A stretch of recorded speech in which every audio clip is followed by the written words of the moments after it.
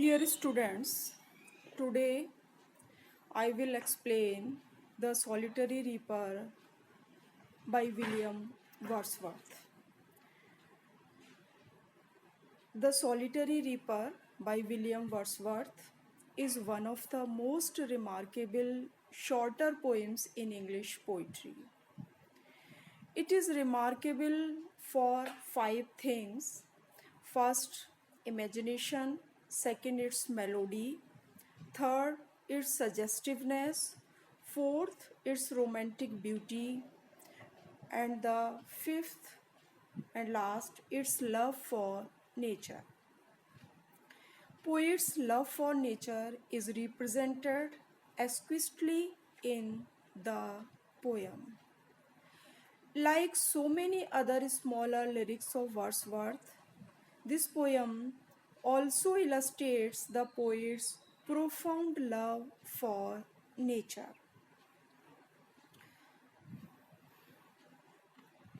Our poet, who was going in the company of his sister Dorothy through the highlands, he happened to come across a highland girl who was singing very melodiously in her field. First, we read our lines. Behold her single in the field, yon solitary highland lass, reaping and singing by herself. Stop here or gently pass, alone she cuts and binds the grain, and sings a melancholy strain. Oh, listen, for the vale profound is overflowing with the sound. Our poet, William Wordsworth, who is a famous nature poet, was going in the company of his sister Dorothy through the highlands. He happened to come across a highland girl who was singing very melodiously in her field. And she was all alone in the field. She was reaping and singing simultaneously for her own delight. And our poet was so enraptured by the music of her song. So he tells the passers-by to stop or gently pass rather than disturbed girl in her song. She is singing melodiously, and the deep notes of her song are resounding in the sky. The poet wants that the girl may remain undisturbed and unaware of the presence of the listeners, so that her singing may go on undisturbed. And in the next lines, no nightingale did ever chant more welcome notes to weary bands of travelers in some shady haunt among Arabian sands. A voice so thrilling never was heard in springtime from the cuckoo bird. Breaking the silence of the seas among the farthest he prides, will no one tell me what she sings? Perhaps the plaintive numbers flow for old, unhappy, far off things and battles long ago. Or is it some more humble lay, familiar matter of today, some natural sorrow, loss, or pain that has been and may be again? Whatever the theme, the maiden sang, as if her song could have no ending. I saw her singing at her work and over the sickle bending. And in the present lines, our poet makes comparison between the song of the highland lass and the song of nightingale and cuckoo bird. Our poet, who is enraptured by the melody of the girl's song,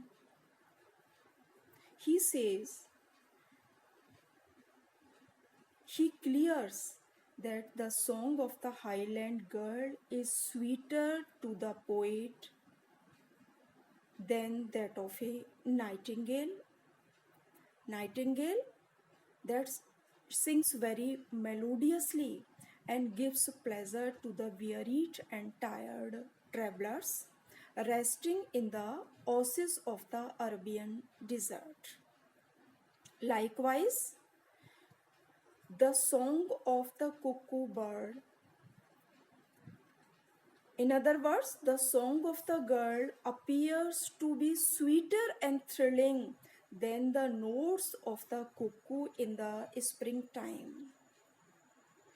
Everybody know that nightingale and the cuckoo bird sing very melodiously, sing very sweet song. But in the comparison of the Highland girl, they cannot sing so melodiously, so sweet song. The cuckoo that sings very thrillingly in springtime, and the silence of the seas, even in the remotest Hebrides, is broken by her song.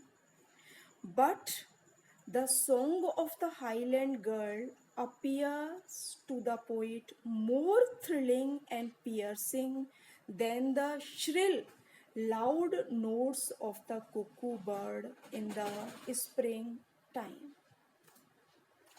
And last lines.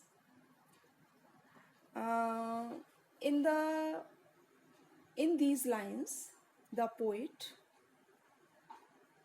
who is enraptured by the sweet song of the Highland girl, thinks that girl is singing in her native tongue Gaelic, and the poet is unable to understand its meaning and words.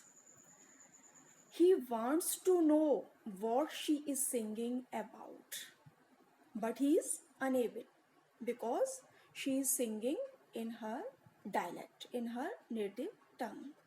He guesses